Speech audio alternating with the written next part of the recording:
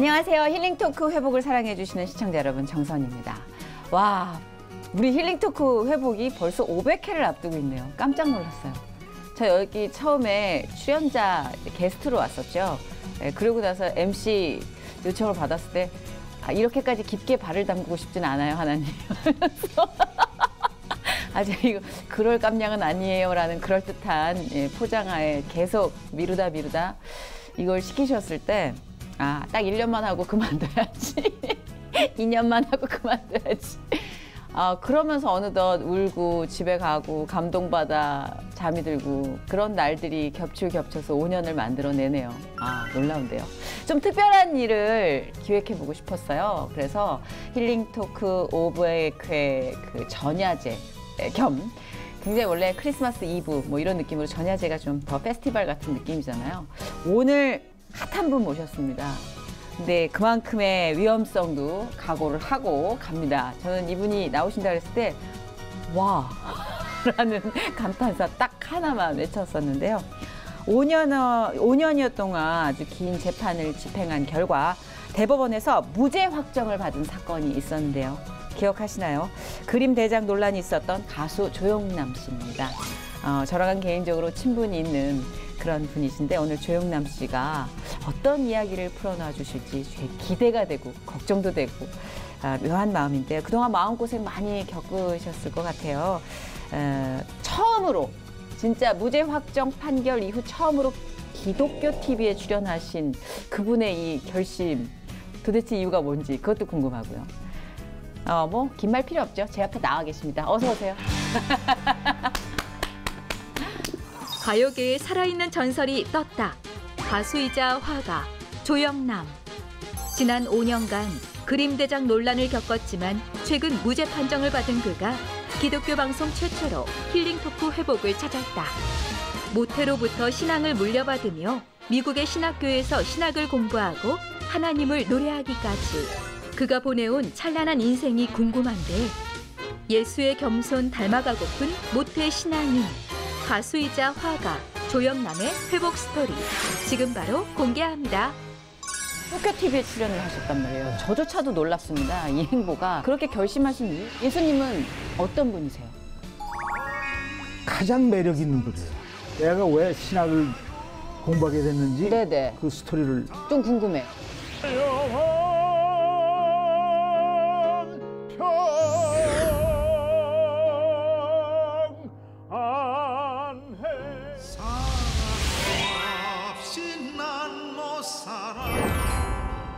너무 개인적으로 반갑고 또 뭔가 하고 싶은 말이 막 안 해서 샘솟는데 그 그림 대작 논란 사건이 있고 재판이 5년이나 걸렸어요. 저는 아까도 그랬잖아요. 사람이 참 남의 일이니까 셈이 잘 안 된다. 5년이나 걸렸나 싶지만 2016년에 시작돼가지고 그렇죠. 횟수로 2020이 끝났으니까 뭐 어떠냐라는 질문을 여쭙기도 송구하지만 그래도 듣고 싶어요. 어떠세요? 뭐 여러 가지 만감이 막 복합적인데 그렇죠. 예. 저는 최근에 어떻게 생각하냐면 5년 동안 네.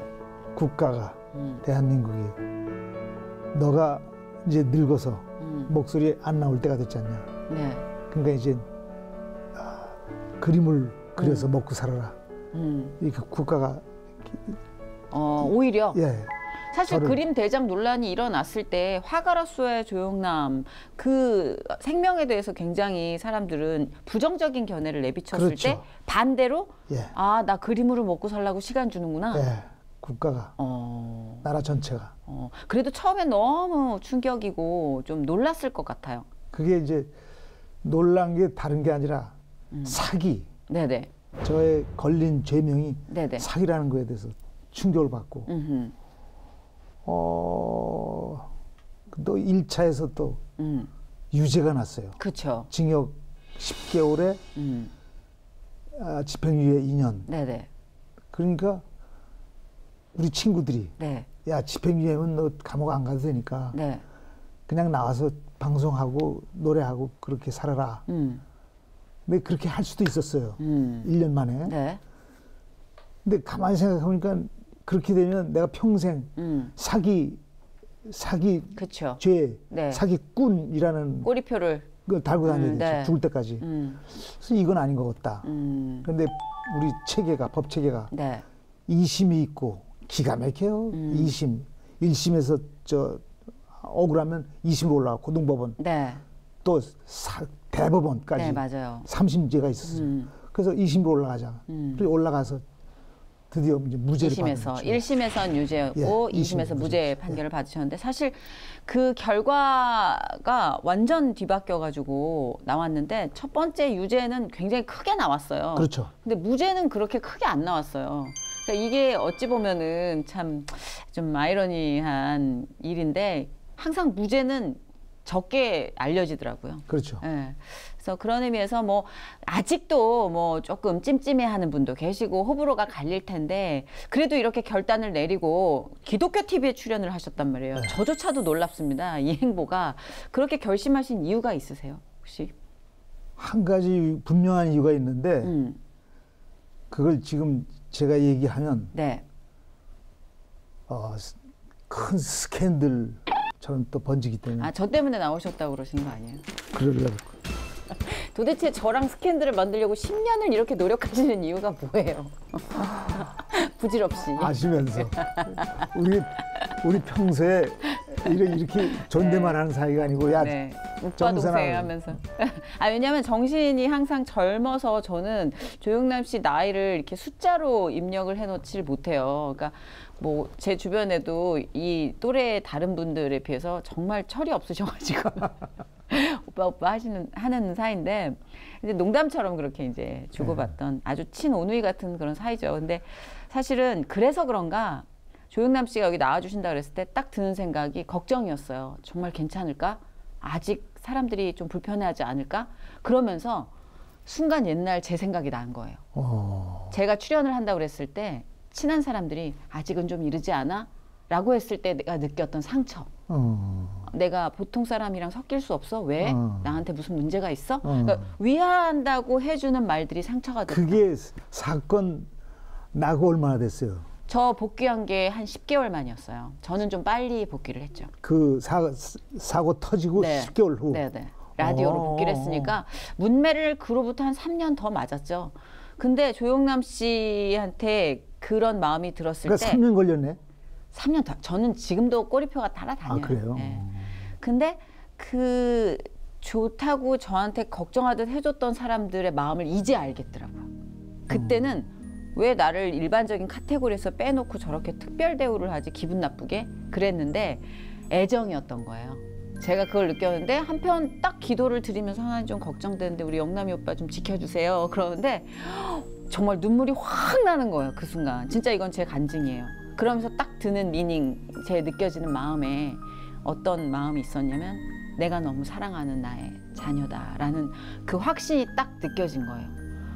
그래서 제가 운전하다가 울었어요. 솔직히. 그 나오신다는 거를 작가분한테 듣고 너무 좋았어요. 너무 좋았어요. 진짜. 네가 날 좋아했구나. 그러니까. 인류애를 애정으로 착각하시면 안 돼요, 오빠. 뭐 같은 사랑이니까. 죄송합니다. 뭐 같은 사랑이니까. 같은 사람 그렇게 출발하시려고요? 그러니까 이렇게 진짜 격이 없는 농담을 주고받던 친한 친구가 어느 날 아주 힘들고 혹독한 과정을 겪고 있을 때 해줄 수 있는 게 정말 기도밖에 없더라고요. 근데 그 기도가 제일 좋은 선물이었다는 걸 오늘 이렇게 보여주시잖아요. 그래도 되게 고생한 분, 마음고생한 분 쳐놓고는 피부도 좋으시고 이러면 욕 더 먹어요. 좀 늙으셔야지. 아니 이제 충분히 늙었어. 왜요? 어디 가요? 그대로신데. 그 책에 보면 네. 영감을 어디서 받냐 그러잖아. 네. 저 그림 그릴 때. 네네. 그 책에 보면 나오겠지만. 이따가 이 책 얘기를 할 텐데 그 책을 또 출간하셨어요. 영감을 어디서 받느냐? 영감 어디서 받으세요? 영감이 이미 영감이 됐잖아. 아우 아재 개그. 감이 늙었다 감이. 이 방청석들이 와 웃어줘야 되는데 소리가 나니까 이상하다. 근데 진짜 이런저런 일련의 뭐 여러 가지 가닥들을 다 제치고 이렇게 딱 앉아 계셔 놓으니까 뭐가 중요할까? 하나님 이름 앞에서 그런 심플해지네요. 그럼요. 되게 그럼요. 진짜 뭐가 중요하고 무슨 걱정이 필요하고 무슨 소리가 들리겠어요. 하나님 앞에서. 그래서 오늘 아주 담백하게 기분 좋게 또 가보도록 하겠습니다. 정선이도 잘 사는데. 그러니까 저도 이렇게 잘 사는데. 조영남 씨 보면서 희망 얻으세요, 여러분.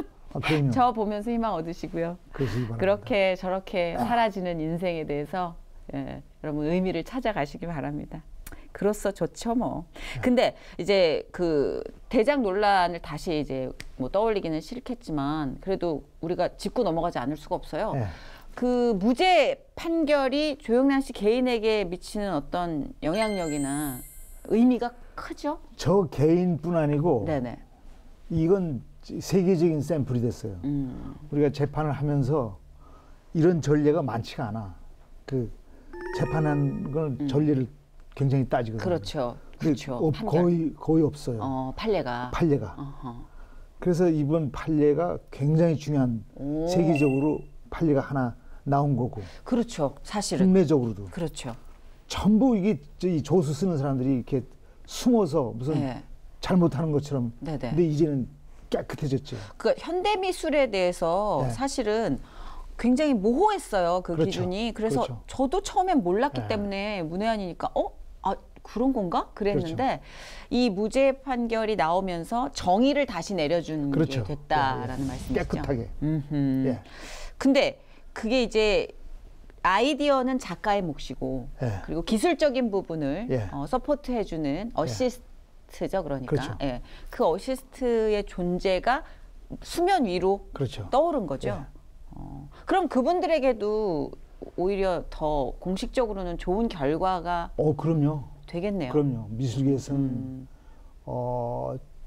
아주 그 근사한 샘플이 됐죠. 그렇죠. 그럼에도 불구하고 그렇게 무죄 판결이 나오고 현대미술에 대한 이런저런 정의가 딱 나왔음에도 불구하고 여전히 조영남 씨를 보는 시선이 또 곱지 않은 분도 계시겠죠. 그럴 이유가 있어요. 왜요? 제가 이 망할 놈의 현대미술이라고 제목을 뭐 나중에 얘기하려고 그랬는데 지금 얘기가 나온 김에 진짜 망할 놈의 현대미술이 이 꽃을 표현하려고 꽃으로 표현하는 건 누구나 다 할 수 있잖아요. 그죠? 그래서 저는 이 꽃을 장미 겉에 그 화투에 6끝짜리 보면 목단 보면 목단 똑같이 생겼어. 그래서 이렇게 붙였어요. 이렇게 캔버스에다가. 처음에 화투 그림을 시작할 때. 그렇죠. 화투를 잘라서 여기다 목단을 잘라서 이렇게 붙였죠. 여러 개 붙이고 밑에는 포카. 뭐 맞아. 그 그림 알아요. 그걸 기억나요. 그걸 만들었어요. 초기 작품에. 만들어서 이제 조수가 생겼어. 그래서 야 이거를 똑같이 그려와라. 그려왔어요. 똑같이 그려면 내가 마음에 안 드는 부분이 있을 거 아니에요. 딴 사람이 그랬으니까. 근데 그걸 내가 이제 다듬어서 이제 파이널 터치라고 그래. 마지막 터치라고. 그래가지고 결정적인 건 거기다 제목을 붙이고 극동에서 온 꽃. 이 화투를 다 허접하게 생각하고 좀 멸시하는 경향이 있잖아. 좀 싸게 느껴졌죠. 값싸게. 정서가. 선생님 오시면 방문 오시면 우리 엄마가 맨날 화투 숨기느라고 담요로 덮어놓고 그러지 말아야 된다. 우리가 살면서 그게 왜 그러냐? 그게 화투하면 패가 망신한다고 그걸 하지 말라고 이게 음지로 다녔어요. 그걸 여기다 올려놓고 극동에서 온 꽃으로 지금 꽃이 처음으로 이 화투 안에 있는 목단이 그러면 꽃으로 대접받은 게 처음이에요. 저희 그럼 그 그림 준비돼 있지 않아요? 그 여러 가지 그림. 그렇죠. 그거 한번 준비돼 있으면 보여주시면 안 돼요? 조영남 씨 그림. 지금 저희가 그 자택에 있는 그림 저도 가서 뭐 밑그림 중간 작업 중인 그림을 많이 봤었는데 저거는 이제 자화상. 요거는 이제 나중에 좀 진화된 작품이었고 극동의 꽃은 아마 초창기 작품이라 요거는 조금 더 지난 후의 작품들을 이런 거 그렇죠? 저런 거. 그렇죠. 사람들이 이걸 조영남이 이름을 써서 팔았잖아요. 비싼 값에. 네네. 근데 이게 왜 시켜서 그렸는데 그려왔는데 조영남 거냐 그림이 이렇게 생각하는 사람이 많지 아직도. 그러니까 이게 기준이 저는 뭔지를 모르니까 저렇게 시키면 약간 공장에서 그 OEM으로 그렇게 해놓고 그렇죠. 우리 공장에서 생산한 거라고 그렇죠. 인도네시아에서 생산한 건데 그렇죠. 그걸 왜 메이드 인 코리아처럼 팔어? 라는 개념으로 생각을 했어요. 그거하고 똑같은 거예요. 근데 현대미술은 그 개념을 달리해야 된다. 그러면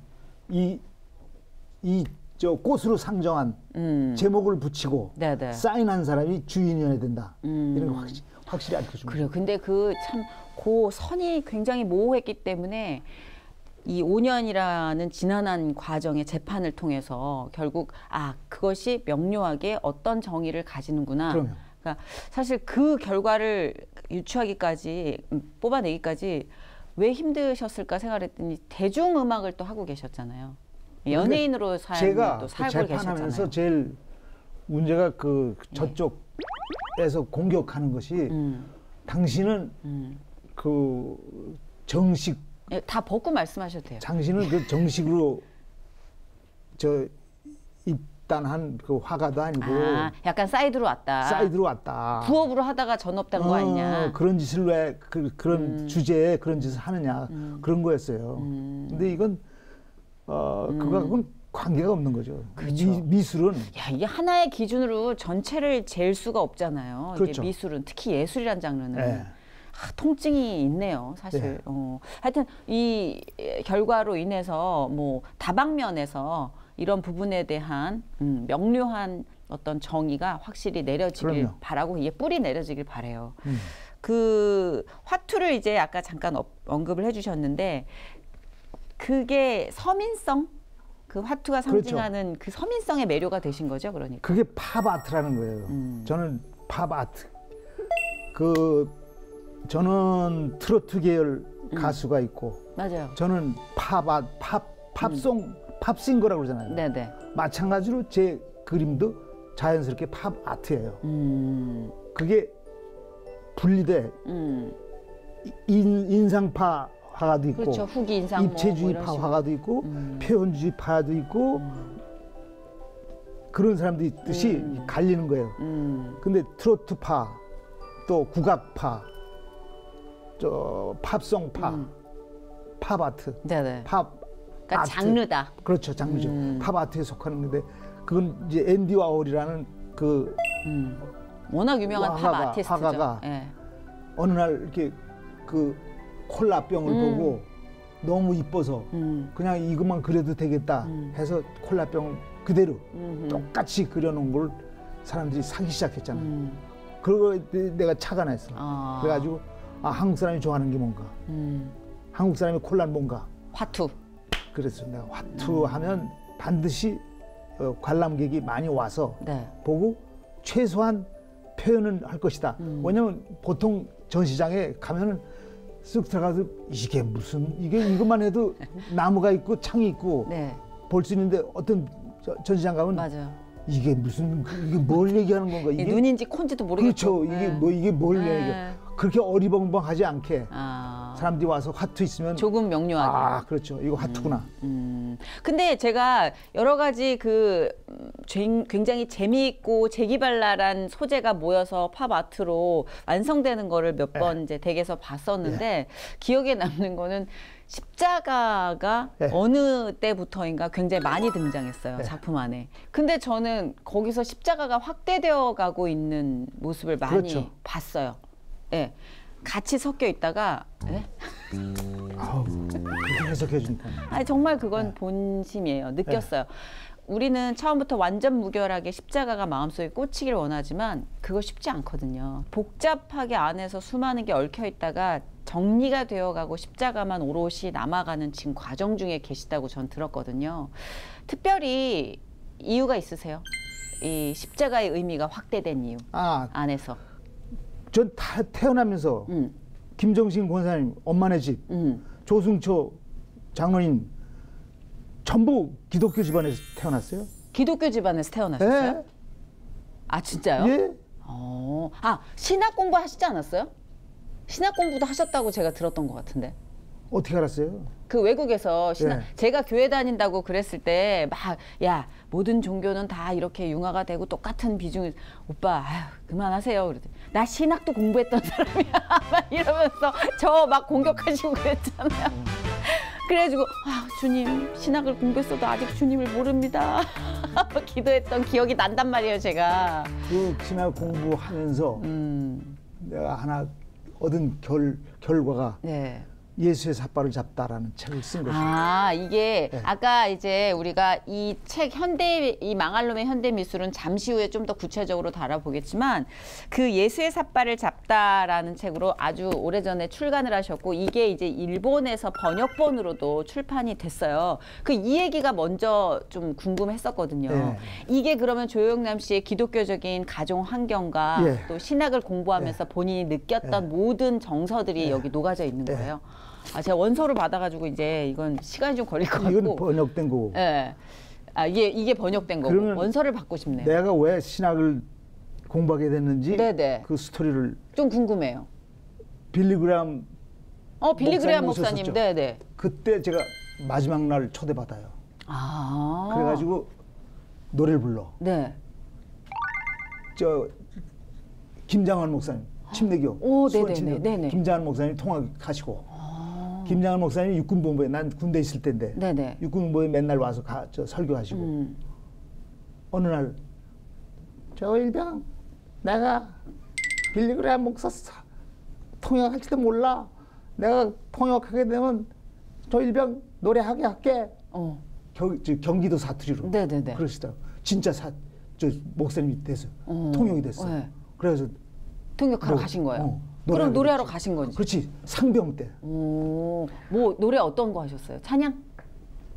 그때 팝송도 하고 딜라일라도 하고 이거를 불렀어요.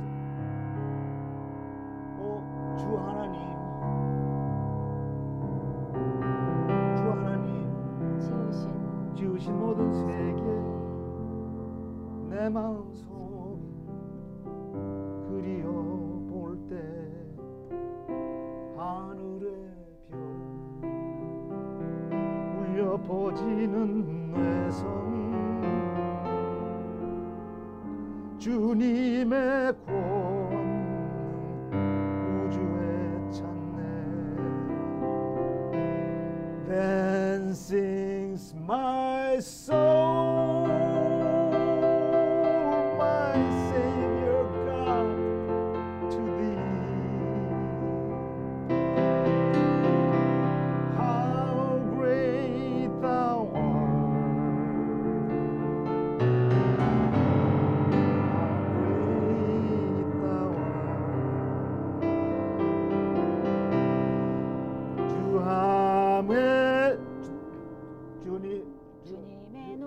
주님의 높고 위대하심을 내 영혼이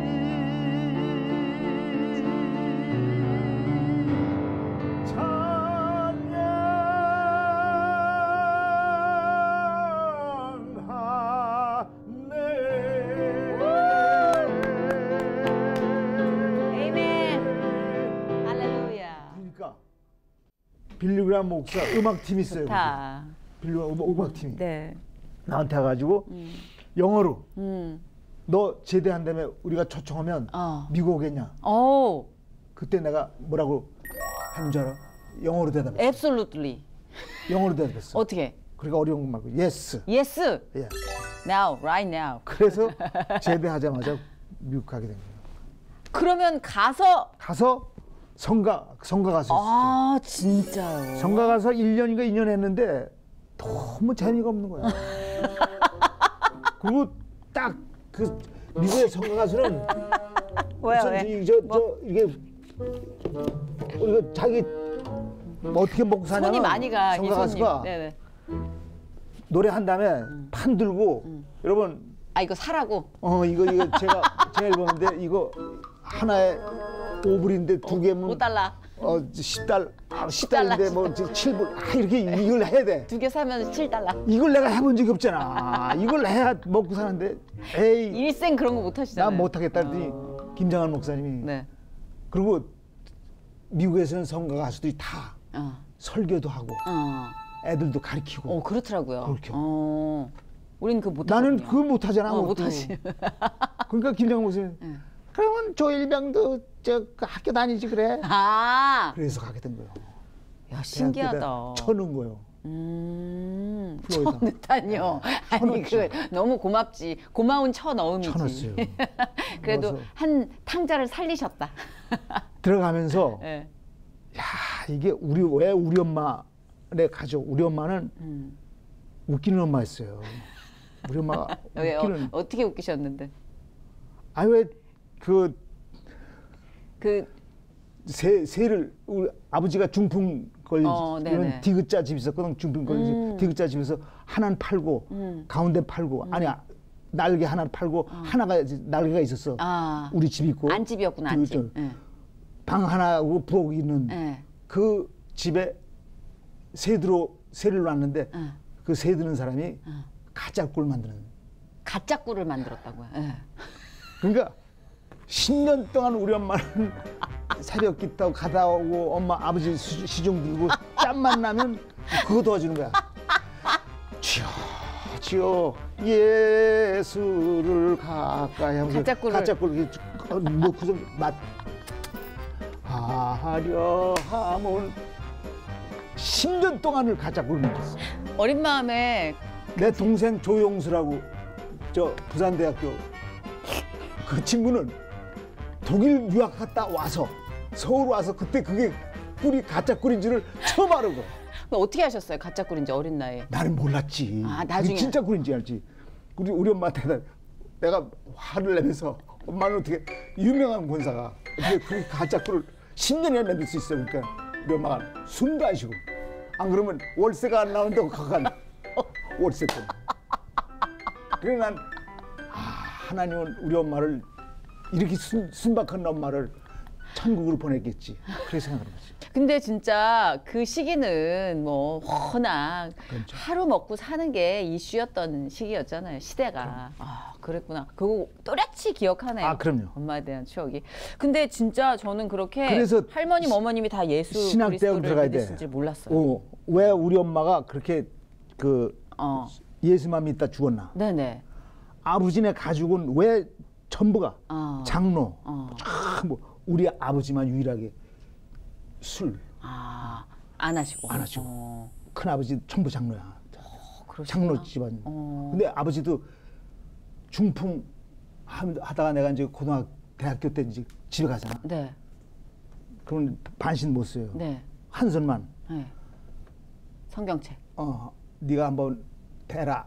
그러면 이사야. 하면 아버지가 이렇게 하다가 딱 펴줘. 이사야. 진짜. 이야. 귀신이 되신 거야. 그렇게 많이 읽으시니까. 감으로도 교회를 엄마하고 우리 식구들은 다 가게 하고 안 가시다가. 세상에. 왜 우리 아버지네 엄마나 내가 기독교에 목매서 살아나 이 기독교가 예수가 뭔가 그걸 팔어 그걸 한번 해봐야겠다고 저 김장한 목사가 밀어넣어서 공부하게 됐죠.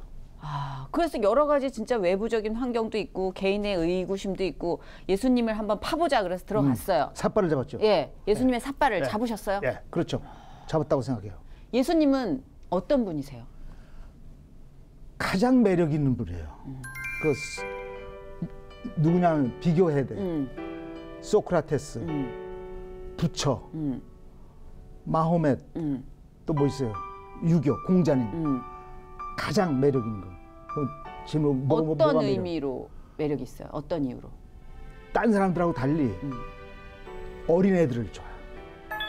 어린아이를 네가 좋아해요. 어린아이처럼 돼야 천국에 갈 수 있고. 그렇게 말씀하셨죠. 그게 그렇게 난 와닿았어요? 와닿았어. 내가 어린애를 정말 좋아하거든. 그리고 어린아이 같으시잖아요. 어린애 그러면 난 천국 갈 가능성이 많아요. 천국 가장 먼저 가실 거예요. 그럴 것 같아. 어린아이 같아. 뭐 이렇게 천진한 면이 많으시잖아요. 근데 예수님이 어린아이를 사랑한다는 그거 면이 매력, 최고 매력. 또 그 겸손, 사람 됨됨이 하면서 가리키는데 딴 종교에서 다 가르쳐. 똑같이. 그렇죠, 가르치죠. 우리 예수만 실제로 가리키는데 자기 밑에 제자들의 발을 씻어서. 그런 종교가 딴 데는 없고. 위에서 가르치는 게 아니라 밑에서 섬기면서 가르치는. 내가 그걸 못해 지금. 자기 발도 안 씻는. 내가 발도 잘 안 씻는데. 근데 우리 다 그래요. 그렇죠. 그러니까 우리 다 그래요. 이게 체육하면 안 된다고. 진짜 우리가 남의 발 씻겨주면서 뭐 똑똑한 소리 하는 사람 별로 없어요. 그렇지. 남한테 자기 발 맡기면서 똑똑한 소리 하죠. 그게 가장 저도 그렇고 우리가 다 사람이 부끄러운 그런 면이죠. 근데 진짜 어렸을 때 배경으로 이렇게 설명을 해주시니까 납득이 가네요. 그 흐름이, 의식의 흐름이 항상 저는 충동적이고 필 받아가지고 움직이시는 분이라고 생각했는데 굉장히 논리적인 분이시네요. 근데 보면은 그 찬양을 부르실 때 확 느껴지는 게 좀 있는 것 같아요. 그러니까 사람들에게 주는 에너지가 있는 것 같아요. 제가 앞으로 꿈 중에 하나가 아마 꿈 중에 하나 무슨 심사위원, 가수 심사위원 그거 하게 될 것 같아요. 진짜요? 그거 하면서 너가 진짜 나만큼 나처럼 조영남처럼 부르려면 교회를 다녀라. 그렇게 찬양이 주는 그렇죠. 트레이닝. 그렇죠. 성가대 그 음악 기독교에서 가리키는 그 음악 기독교 음악이 이 음악이 정말 영적이고 맞아요. 불경도 있지만 이 멜로디가 그렇죠. 서양적이고 굉장히 영적이고 그게 인간을 이 영적으로 굉장히 충만하게 적셔주는 것 같아요. 그건 내가 적시지 않으면 남을 감동할 수가 없어요. 그러게. 그 교도소 사역도 다녀오셨잖아요. 찬양 부르면서. 그렇죠. 그럼 거기는 마음의 빗장을 많이 잠근 분들이 계실 것 같아요. 상처로 인해서 뭐 어떤 돌발적인 행동을 하다 오신 분도 계실 거고 아예 처음부터 난 이런 것과 맞지 않아 하는 그 담을 이런 목소리로밖에 넘을 수가 없잖아요. 사실은 뭐 어떤 이론이 와닿겠어요. 그렇죠. 마음을 움직이는 멜로디 외에는. 거기서 혹시 부르셨던 찬양도 잠깐만 들려주실 수 있어요? 내가 미국에서 제일 많이 부른 찬송이 이거예요. 이게 이렇게 단조롭게 불러주시는데 너무 좋다. 너무 은혜가 된다. When peace like a river attendeth my way, when sorrows like sea in the sea,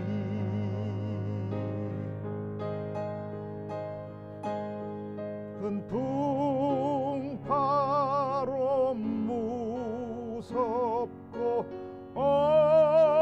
어렵던지 나의 마음은 널 편하다.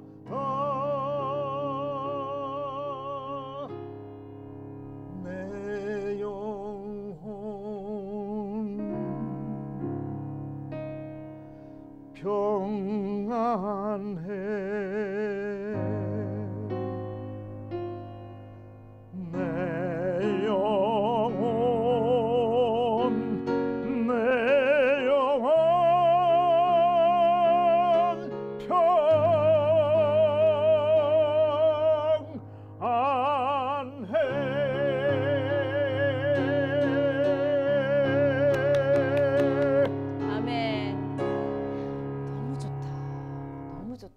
이게 이렇게 연주를 하면서 말하듯이 찬양해 주니까 너무 좋아. 위로해 주는 것 같아. 네 영혼 편안할 거야 이렇게.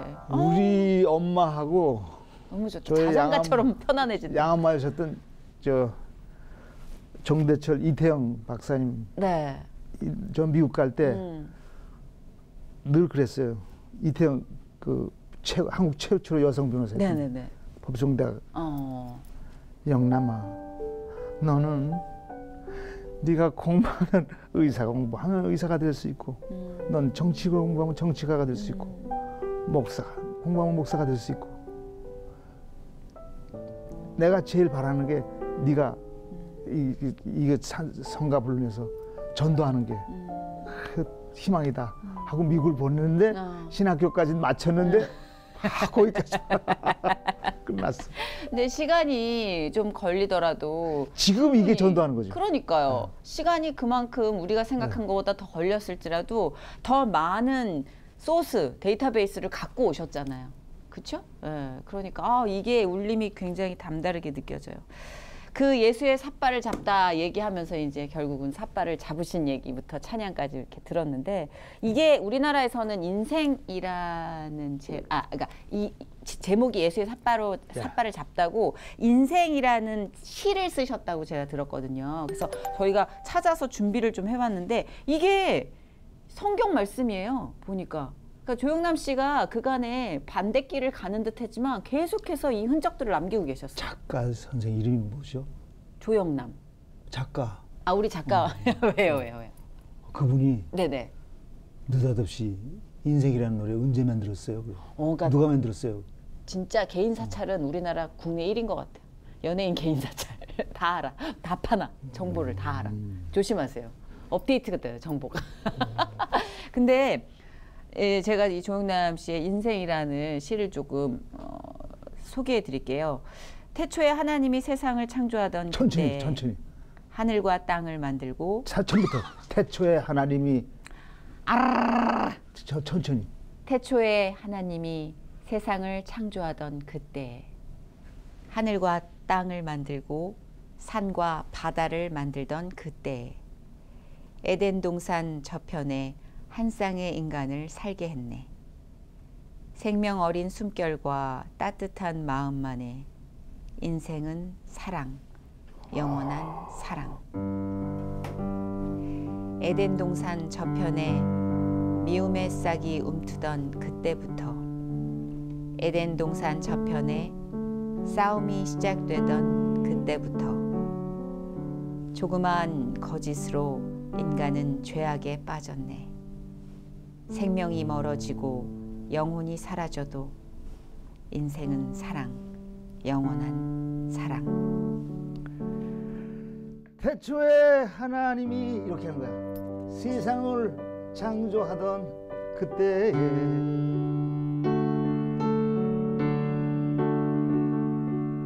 하늘과 땅을 만들고 산과 바다를 만들던 그때에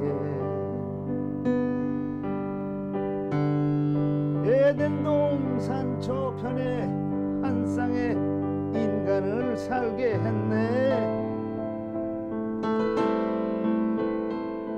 생명 어린 숨결과 따뜻한 마음만에 인생은 사랑, 영원한 사랑. 에덴 동산 저편에 미움의 싹이 움트던 그때부터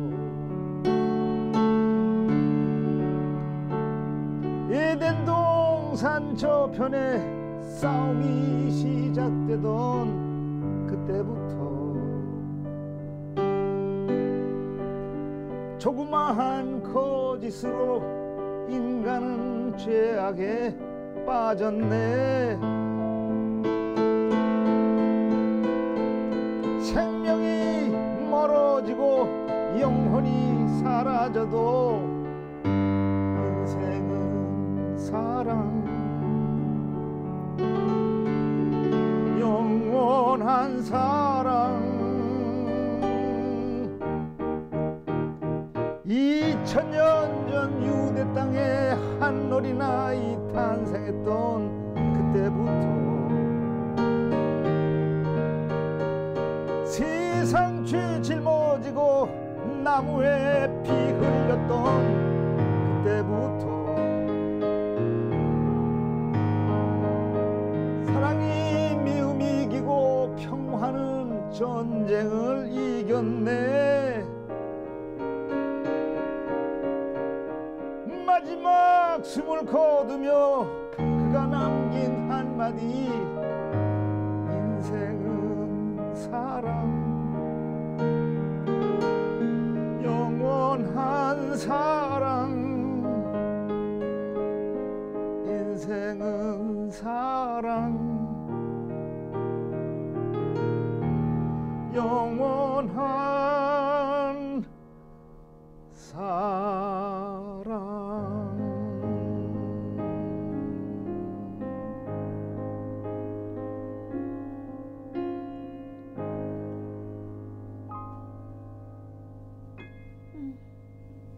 좋다.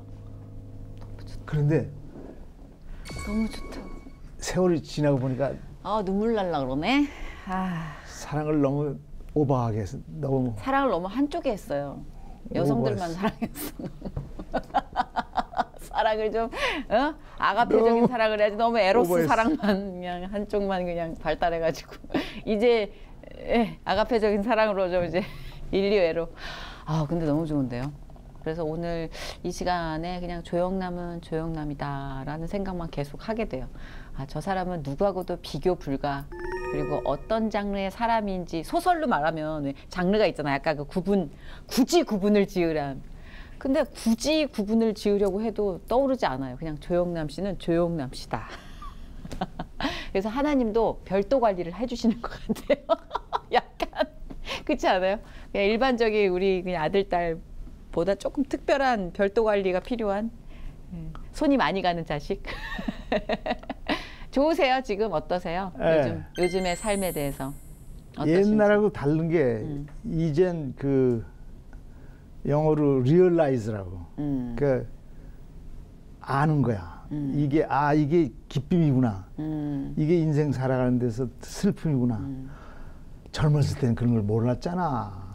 몰라서 뭐 난리치고 그랬지. 찾으려고. 참 그래서 그 젊은 친구들한테 그 젊음을 그 되도록 알려고 당신이 가장 황혼기에 살고 있다는 거를 느낄 수 있을 만큼 느끼라고 부탁하고 싶은 거.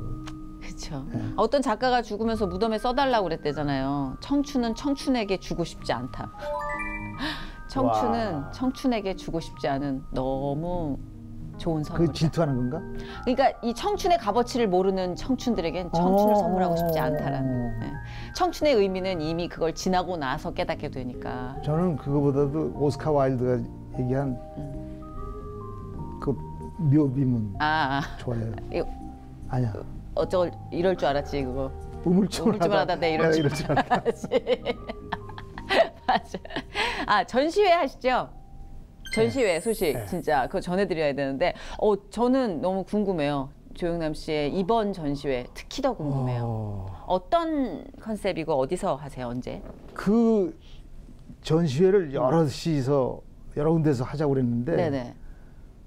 그거 자연스럽게 제일 먼저 하게 된 게 아산에 있는 조만 갤러리에서. 아산에 있는 갤러리에서 언제 확정된 거.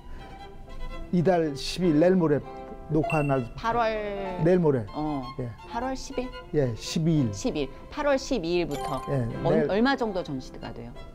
1년. 1년? 와, 길게 잡았네. 하나는 희한해요. 진짜 희한하다. 그 안 알려진 매력 있네요. 배에서 이게 기다 하면 1년 동안 내 경우 그래요. 내 경우는 1년. 전시에 뭐 컨셉 같은 게 잡혀 있나요? 아니면? 아니 그러니까 코테제로 그러니까 쿼터제로 분기제로. 지금 1분기 이제 70점 가 있고. 네네. 그다음에 2분기 70점. 70점 그동안 해온 작품들. 예. 그래서 끝장을 보겠다는 거고. 네네네. 또 가을에 10월 달에 네네. 인사 아트 페어가 있어요. 인사동. 인사동 안에서 인사 아트 페어가 있어. 거기에 또 특별 전시 이제 맡고 있죠. 네네네. 그 조영남 씨 작품을 갖고 있는 한 사람으로서 성공하시길 바랍니다.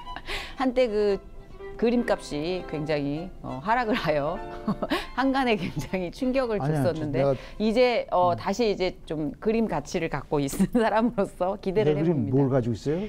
제 결혼 선물로 주셨잖아요. 제 1회 결혼을 축하한다고. 그리고 저한테 몇 년 미안해 하셨잖아요.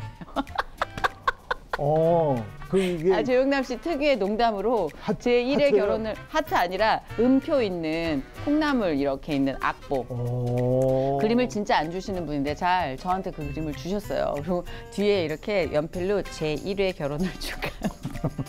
그러고 나서 제가 사건 나고 제 앞에 못 나섰어. 너무 미안하다고. 내가 입이 방정이라고. 한 4년을. 그래서 괜찮아요, 오빠. 그림값만 오르면 돼요. 농담을 했었는데. 이제 오를 거야. 왜냐면 내가 곧 줄 거니까. 아니에요. 지금 이 모든 대화는 농담입니다. 친한 관계에서 가능한 농담이니까 개의치 마시고. 공부를 많이 했어. 어떤 공부요? 국민학교, 고등학교, 대학교, 신학. 공부 많이 하신 거 알죠? 예. 딱 한 가지 확실하게 아는 거. 언젠가 난 죽는다. 그거만 확실하게 배웠어. 사람은 다 죽죠. 어떻게 알아? 어떻게 알았어? 내가 어떻게 알았을까? 어이씨. 근데 진짜 죽는다는 사실을 딱 우리가 아까 말씀하신 딱 탑재를 하니까 어떻게 사느냐가 보이더라고요. 내가 그래서 죽는 얘기를 많이 야단 맞거든. 너 왜 자꾸 그런 죽는 얘기 하냐. 내 속은 매일 죽는다. 그건 매일 산다는 뜻이고 죽음과 정면 대결하면 그래도 좀 바짝 이래서는 안 되겠구나 이런 생각이 들기 때문에 그쵸. 매일 죽음과 직면 그런 순간. 의미이신 거죠. 맞아요. 그런 의미이신 것 같았어요. 권장하는 거고. 삶을 보다 치열하게 맞닥뜨리기 위해서 죽음을 언급한다. 그렇죠. 알겠습니다. 오늘 굉장히 진짜 의식의 흐름대로 진행이 될 거라 우려했었는데 역시 그 우려대로 의식의 흐름대로 자유분방하게 진행이 됐고 이게 조영남 씨다라는 생각이 들었고요. 아마 보시는 분들도 각자의 어떤 생각들 안에서 이 토크를 담으실 건데 가장 중요한 건 아까 분장실에서 말씀하신 첫 단어였어요. 탕자가 돌아왔다. 근데 하나님 앞에서 우리 모두 탕자 아닌가요? 모범생이 어디 있겠어요. 그래서 저는 조영남 씨와 이곳에서 만난 오늘을 굉장히 오래도록 기억할 것 같아요. 나와주셔서 너무 감사드리고요. 앞으로도 그 모습 계속 그대로시겠지만 이 찬양은 좀 자주 들었으면 좋겠네요. 오케이. 너무 좋아요. 네. 고맙습니다.